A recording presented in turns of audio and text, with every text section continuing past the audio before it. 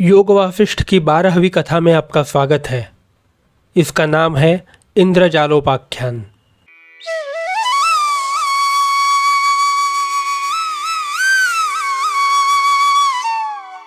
इंद्रजालोपाख्यान योग वासिष्ठ के सर्वश्रेष्ठ उपाख्यानों में से एक है। इसके द्वारा ऋषि वशिष्ठ ने भगवान श्री राम को यह बताया है कि सारा जगत मन के भीतर है। मन इसको एक निमेष में उत्पन्न कर लेता है और एक निमेष में लीन कर देता है।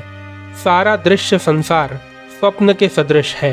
क्षण भर के एक स्वप्न में वे सब घटनाएं घटित हो जाती हैं जो कि बाह्य जगत में वर्षों, युगों और कल्पों में होती हैं। अर्थात बाह्य जगत भी एक स्वप्न ही है। जो कुछ बाह्य जगत में होता है वही क्षण भर में मन के अंदर प्रतीत हो सकता है। आइए देखते हैं इंद्रजालोपाख्यान में बताई गई कथा। इस पृथ्वी पर उत्तर पांड्य नाम का एक देश था। उस पर लवण नाम का एक बड़ा धर्मात्मा और प्रतापी राजा राज्य कर रहा था। एक समय जबकि राजा अपने दरबार में बैठा हुआ था, वहां पर एक इंद्रजाली आया। इंद्रजाली मतलब जादूगर। आने के बाद उसने राजा को यथोचित प्रणाम किया और वहां पर बैठ गया। राजा ने उसको अपना कौतुक दिखाने की आज्ञा दी। इंद्रजाली ने अपना पिटारा खोलकर उसमें से एक मोर की पूंछ का गुच्छा निकाला और राजा के सामने घुमाया। उसके घुमाते घुमाते राजा को निद्रा आ गई और कोई 2 घड़ी तक राजा मूर्छित सा होकर निद्रा में पड़ा रहा। सब दरबारी लोग सोच में हो गए और जादूगर को भला बुरा कहने लगे। जागने पर राजा ने सब लोगों के सम्मुख वह वृत्तांत सुनाया जिसका कि उसने उस 2 घड़ी के समय में अनुभव किया था। और वह वृत्तांत ऐसा था।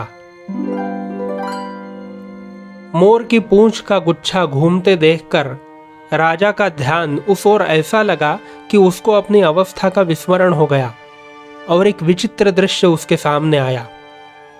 उसने देखा कि एक दूसरे राजा का दूत एक बहुत तेज और सुंदर घोड़ा लेकर उसके सामने उपस्थित है। दूत ने राजा से प्रार्थना की कि वह घोड़ा उनकी सवारी के लिए उसके राजा ने भेंट के रूप में दिया है। राजा बहुत प्रसन्न हुआ और उस घोड़े पर सवार होकर बाहर निकला। घोड़ा बहुत तेज था। राजा को लेकर वह अत्यंत वेगवान गति से भागा और रोके हुए भी न रुका। राजा बैठे बैठे जब तंग आ गया और अपने राज्य से बहुत दूर दक्षिण दिशा में विंध्याचल के जंगल में पहुंच चुका, तब उसने घोड़े पर बैठे हुए ही एक पेड़ की शाखा को पकड़ लिया और घोड़े को छोड़ दिया। जब घोड़ा भाग गया तो वह पेड़ से नीचे उतरकर विश्राम करने के निमित्त बैठ गया। उसको इतनी भूख और प्यास लगी थी कि प्राण निकले जा रहे थे। चारों ओर देखा, कहीं से भी अन्न अथवा जल की प्राप्ति की संभावना नहीं दिखी। वह जीवन से निराश हो ही चुका था कि एक मलिन वस्त्रों वाली काली और कुरूपा चंडाल कन्या एक बर्तन में जामुन का रस और दूसरे में पके हुए चावल लेकर मस्तानी चाल से जाती हुई उसको दिखाई पड़ी। राजा इतना भूखा था कि सब विचार छोड़कर उससे प्रार्थना करने लगा कि उस अन्न और रस में से कुछ उसको देकर उसके प्राणों की वह रक्षा करे। कन्या ने राजा से कहा कि वह चांडाल कन्या है और वह अन्न और रस अपने पिता के लिए ले जा रही है। बहुत प्रार्थना करने पर भी उसने राजा को कुछ भी नहीं दिया। राजा ने उसका पीछा किया। तब उस कन्या ने राजा से कहा, यदि तुम मेरे पति बनना स्वीकार करो तो मैं अपने पिता के अन्न में से कुछ भाग तुम्हें दे दूंगी। राजा भूख प्यास से इतना पीड़ित हो रहा था कि उसने उसका पति बनना स्वीकार कर लिया। उसको थोड़ा सा भात खिलाकर और जामुन का रस पिलाकर वह बड़ी प्रसन्न होकर अपने पिता के पास गई और उससे बोली, मैंने यह सुंदर पुरुष अपना पति बना लिया है। पिता बहुत प्रसन्न हुए और बोले, बहुत अच्छा किया, जा इसको लेकर घर जा और सुख से जीवन बिता। राजा ने चांडाल के घर आकर देखा कि चारों ओर अस्थि, मांस, रुधिर, कुत्ते, गधे और भैंस आदि जानवरों की खालें बिखरी पड़ी हैं। एक बहुत ही गंदी दुर्गंधयुक्त झोपड़ी में उसकी सास मांस पका रही थी। अपने जामात को देखकर वह बहुत प्रसन्न हुई। रुधिर और मांस का भोजन राजा को उसने परोसा। सारी चांडाल बिरादरी को इकट्ठा करके चांडाल दंपति ने बड़े समारोह के साथ अपनी पुत्री का विवाह रचाया। थोड़े ही समय में राजा एक प्रतिष्ठित चांडाल बन गया। कुछ वर्षों के भीतर उसकी स्त्री से उसे 3 पुत्र और 3 कन्याएं हुई। राजा अपने राजभाव को बिल्कुल भूल ही गया था और चांडालोचित सब कर्म करने लगा था। बहुत सुख से अपनी गृहस्थी चला रहा था।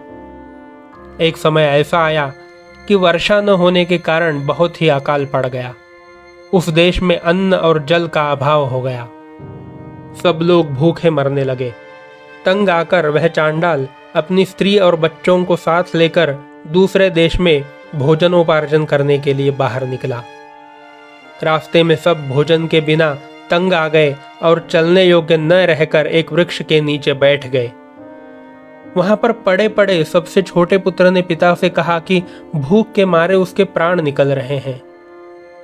पिता के पास और साधन भी कुछ नहीं था, इसलिए उसने अपने पुत्र की क्षुधा तृप्ति के लिए अपने आप को एक लकड़ी के जलते अंबार पर रखते हुए कहा कि ले, तू मेरा मांस खाकर अपने प्राणों की रक्षा कर ले। आग से जलने पर उस चांडाल की चेतना दूसरी स्थिति का अनुभव करने लगी। राजा लवण मूर्छा से जाग गया और खुद को उसने राजा के रूप में सिंहासन पर बैठा हुआ पाया। सामने इंद्रजाली बैठा था और सब दरबारी चिंताकुल होकर सामने खड़े थे। राजा को यह सब दृश्य केवल 2 घड़ी के भीतर अनुभव करके बड़ा ही आश्चर्य हुआ। तब इंद्रजाली ने उससे कहा, महाराज, ये सब घटनाएं सच्ची हैं और यदि आपको विश्वास न हो तो आप स्वयं उस देश में जाकर देख लीजिए। राजा अपनी सेना को लेकर दक्षिण को रवाना हुआ। चलते हुए रास्ते में उसने वे सब देश, स्थान और दृश्य देखे। किरात देश में पहुंचकर हूबहू वही सब स्थान देखे जिनमें उसने भ्रमण और वृत्त्युपार्जन किया था। वह स्थान भी देखा जहां पर उसने अपनी देह का अपने पुत्रों की क्षुधा तृप्ति के लिए बलिदान किया था। अकाल के सभी निशान उसको वहां पर दिखाई पड़े। चंडाल गृह में जाकर देखा तो उसकी सास घर में बैठी हुई अपने जमाई की मृत्यु पर शोक में रो रही थी। राजा ने उसके पास जाकर उसको सांत्वना दी, उसको धन देकर प्रसन्न किया और आश्चर्य से पूर्ण होकर यात्रा से घर लौट आया।